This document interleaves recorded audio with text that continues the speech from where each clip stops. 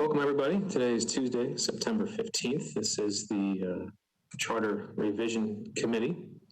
I will read the governor's executive order and ask for a motion to accept it. So, pursuant to Governor Lee's executive order number 16 regarding electronic meetings is extended by executive orders number 34, 51, and 60.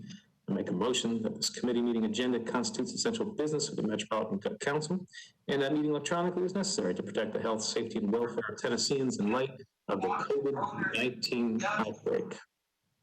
Do I have a motion? So moved. Second. Thank you so much. Any discussion?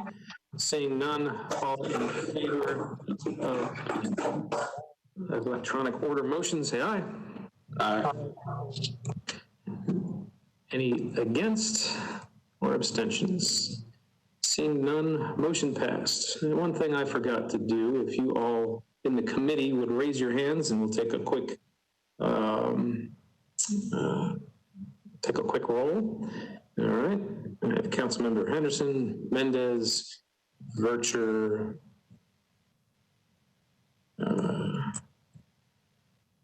O'Connell, and Welsh.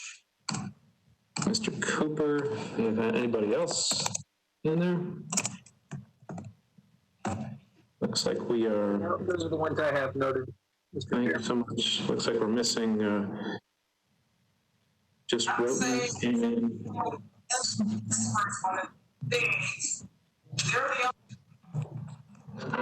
Okay. All right.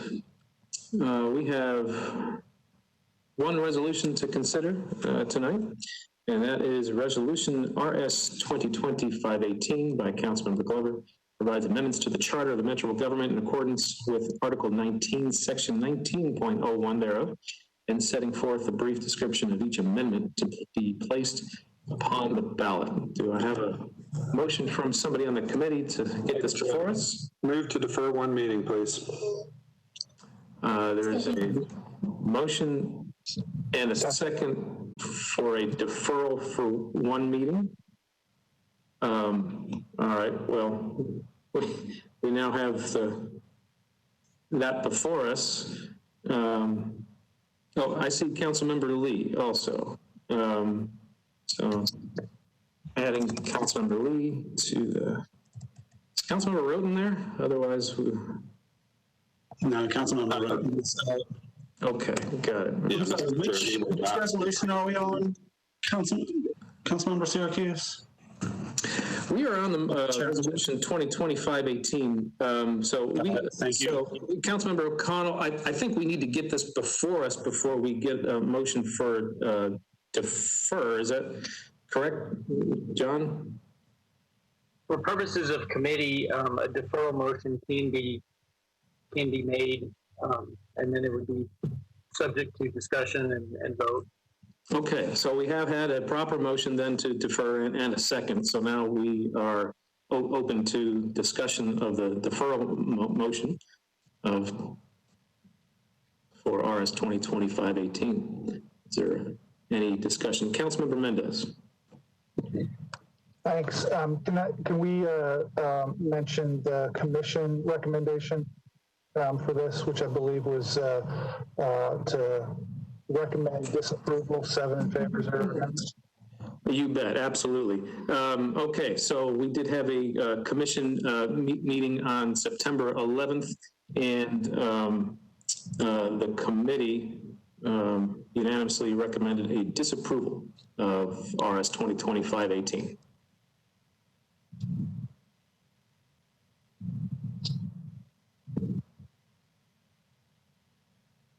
Is there any other discussion on the deferral motion? So as the sponsor, I allow it. I'm not allowed to say anything. Is that what I'm hearing? No, I didn't even see your hand up if you wanted to speak.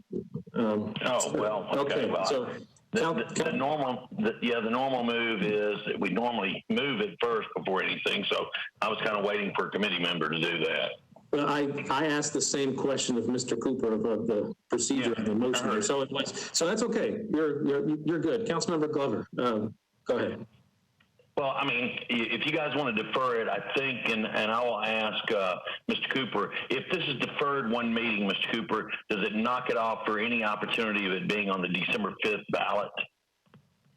Yes, sir, it would. Under the Metro Charter, you have to set a date that is at least 80 days out, and in order to meet the time frame for the December 5th election, it would have to be considered tonight. Okay. All right. Well, I'm going to make this pretty simple then. Whatever the will of the committee is, and if it's deferred, then it'll be deferred by rule. So once again, we're going to take away the opportunity for the people of Nashville to have any say whatsoever in this issue. I don't know if you're really following this, but I've been working pretty hard to try and find a compromise, and this one certainly does. And it, in fact, fits the law. Everything about this one would be okay with regards. It would still give up to a 24% opportunity for a property tax increase by this council in a 4-year period. But again, if the move is to defer it and not let the people vote, then that'll be fine. I'm sure the people will take note of that. Councilmember Rosenberg.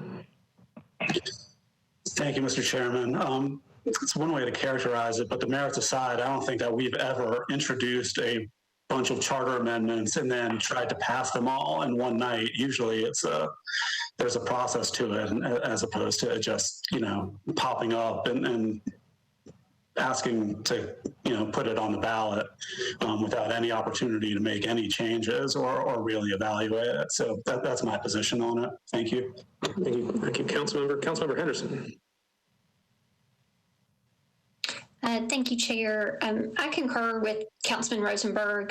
Councilman Glover, I hear you as well, and I do appreciate that what you are proposing at this juncture is maybe not as constraining or onerous as, say, a 2% requires a referendum or so forth. So I do appreciate your engagement there on trying to improve it. But I do feel strongly that, charter revision it's a big deal. And so I think as we've seen with, the language of, certain proposals, what we've done in past terms, when we engage that charter, we want to do it in a very measured way. We only get a certain number of bites at the apple. And there are some other things that we really need to do. So I would concur with, somewhat regretfully, because I do understand Councilman Glover's concern, the perception of the community. But I think it's just not something that we can enter into so quickly. And as such, I would concur with the recommendation for the deferral to think on this and look at it more closely. Thank you, Councilmember Henderson. Councilmember O'Connell. Thank you, Mr. Chair. With all due respect to the sponsor, it's very difficult to compromise with the entire general voting public of the city. And I think we know based on validated signatures that we are looking at an option for people to consider already on the ballot. And I don't think that, to my colleagues' points, that the charter itself, which is the founding document of the city, I mean, it is the foundation on which everything else we do. I mean, it is in essence, our local constitution is the sort of thing that we should, use as a tool to wedge issues for voters. In fact, we should be much more responsible stewards of this. If we don't like public policy, we can pursue that through the proper course of legislative action. And I'm actually, I hope that most Nashvillians will recognize that this overall process of special elections just to make political points is not befitting the overall process of municipal governance, and I hope we can put an end to this. Thank you, Councilmember O'Connell. Seeing nobody else on the committee in the queue. If I may address just one more time. Thank you, Chair. Sure, go ahead. So then what I'm hearing people say is that we don't want to do any recommendations tonight from the council, that it needs to be more well thought out. And so I would hope then tonight that we will defeat on the floor the substitute on the bill that I had introduced at the last meeting. So I do think we're sending a message that is going to be more damaging than we realize. And I just really hope that people will think that all the way through, because if this is on the ballot, and it will be, I don't think there's any way to block it, then this was a compromise to try and give people an opportunity to still have a voice and us be responsible. Thank you, Chair. Seeing nobody else in the queue, all in favor of the one meeting deferral, say aye. Aye. Aye. Aye. Aye. Any against or any abstentions? Hearing none, motion passes for a one meeting deferral of RS 2020-518. And that is the only agenda item on our list. I appreciate everybody, and that concludes the Charter Revision Committee meeting. Thank you all.